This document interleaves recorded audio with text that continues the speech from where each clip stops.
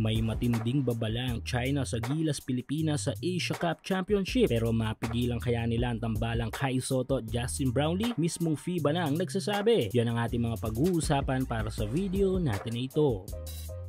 So move on na nga tayo ng tuluyan sa naging masamang performance ng ating national team na Gilas Pilipinas last February, kung sana'y sa 5 laro natin overseas ay isa lamang ang ating naipanalo. Ang masakit pa nga dito, bukod sa naresbakan na tayo ng Tall Blacks ay na-upset pa tayo ng matindi ng national team ng Taiwan na Chinese Taipei. Well, nangyayari talaga ito sa lahat ng mga tournament at tandaan na kulang o pilay literal ang ating national team sa last 5 games na mga ito, kung sana'y ang nawala pa yung isa sa mga pinaka-importanting piraso ng squad. Yes, ito nga yung 7'3" center na si Kai Sotto, dahil ngayon sa kanyang pagpapagaling sa injury nito sa Japan B-League. Kaya naman hindi natin may tatanggi na posibleng nag-iba ang mga resulta ng mga games kung nakakalaro lamang si Kai sa Gilas. Kaya kampante pa rin tayo na kayang-kaya nating talunin ang mga kupunang tumalo sa atin kung buo ang ating pambansang kupunan. Lalo na kung magkasama sa mga games ang may tuturin nating pinakamatinding tandem ng Gilas na si Kai Sotto at Justin Brownlee. Napatunayan na nga ang tambalang ito sa FIBA OQT pa lang kontra Latvia, kung sana'y naging epektibo ang run ng opensa at depensa ng team basta nasa loob si Kai at Justin. Even nga ang mismong FIBA Federation ay alam na alam ang kalibre ni Kai at JB sa Gilas. Sa mismong post ng FIBA sa kanilang official social media account ay kanilang itinampok ang umaapoy na duo ni Brownlee at Kai Sotto kontra sa malakas na kupunan ng New Zealand. At inabangan din ng mismong FIBA na muling mapanood ang tambalang ito sa darating na FIBA Asia Cup Championship sa Agosto, kung sana'y muli nating makakaharap ang national team ng Taiwan at ang national team ng New Zealand. At since tayo nga ang natalo sa last Asia Cup qualifiers, ongoing pa rin ang promo para sa mga sports fans. Kung mahilig ka sa basketball, local man o international,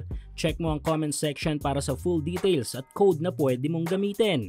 Ay nasa part natin ang apoy na makabawi sa dalawang team na mga ito. Bagay naman na matagal nang binibigyan ng paghahanda ni Gilas head coach Tim Cone bago pa ang last FIBA window. Kaya masasabi lang natin ay kakaibang Gilas ang makakasagupa ng Taiwan at Tall Blacks sa FACC, kung sana'y mas agresibo, mas preparado at mas kumpleto. Speaking of FIBA Asia Cup Championship, ay hindi magiging madali para sa ating national team ang championship tournament na ito, dahil maliban sa revenge natin sa Taiwan at Tall Blacks ay kailangan bigyan ng matinding paghahanda ng Gilas kung sakaling magkasalubong ang ating landas ng national team ng China. Yes, hanggang sa ngayon ay hindi pa rin nakakalimutan ng mga Chinese ang masakit na sinapit nila sa ating kamay noong 2023 at 2024, kung sana'y nabaklas lahat sa kanilang pambansang kupunan. Kilala noon ng China bilang powerhouse team sa Asia, ngunit mumuntikan na itong sinira ng Gilas. Buti na nga lang at nakabangon sila this year. Kaya naman ang tanging nasa isipan ng China ay walang iba kundi ang makabawi sa Pilipinas. Ayon sa interview kay Chinese national team player Zhao Rui, ay tatalunin daw nila ang Pilipinas once na nag-cross ang ating landas sa FIBA Asia Cup Championship sa Agosto. Tiyak na magkakaroon ng malaking advantage ang China sa Pilipinas kung hindi makakalaro ang tambalang Kai Sotto at Justin Brownlee, if mangyari nga.